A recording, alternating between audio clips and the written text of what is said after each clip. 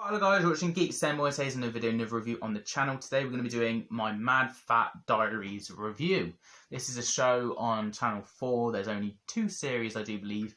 And yeah, I'm just going to talk briefly on it and review it all as one. I really enjoy it. I think it's a very interesting comedy that focuses on mental health and the aspects of that. And there's so many different varieties. We have our main character who's been put in I want to say mental home, but like a home of sorts that basically they got looked after and locked up in a way that they basically have to, because they can't be out in real life because they would harm others or harm themselves basically, and they have to be checked up upon.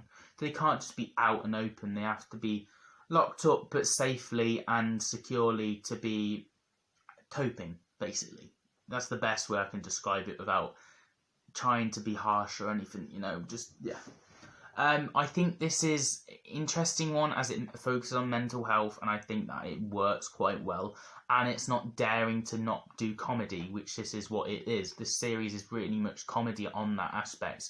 We have one guy who has certain tics and the volume and stuff like that. We have others who she'll attack someone if you touch her. She doesn't like to be touched. And then you have who's called Tick, I do believe. And then you've also got our main character who's very ashamed of herself for body shame and the way she's been treated and bullied, and it's really impacted her. And I guess a lot of people can relate to that character.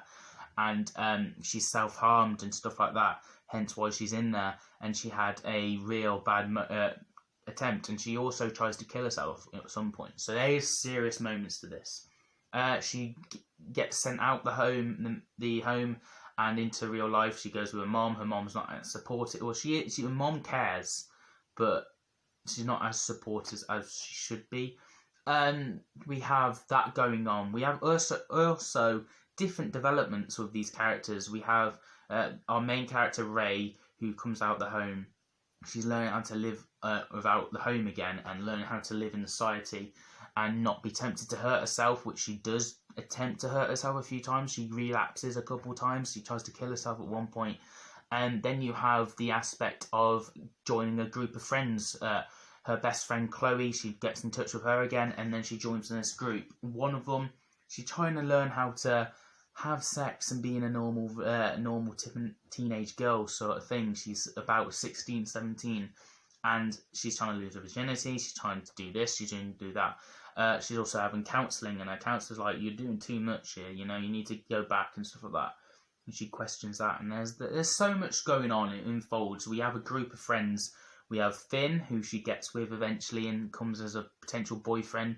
We have the other character, who is Taylor Ty, I don't know his name, but he comes out as gay, but he also tries to get with Ray, our main character, for a while, and then learns out he's gay, and he's led her on, stuff like that happens. Then you have Chloe, who gets herself very much tries to be the main character of this sort of thing, but obviously she gets herself into a lot of bother, which Ray has to try and help her out on.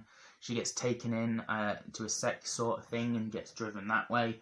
So there's a lot of actual, real, serious stuff going on.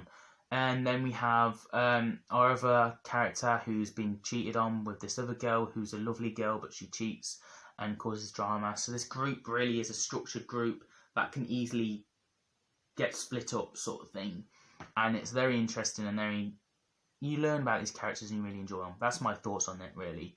I think these play vital points throughout the show, and I think it does do the mental health aspect quite well and well just. So if you do struggle with that and stuff like that, this shows other alternatives and why you shouldn't kill yourself and why this is, but maybe you may relate to.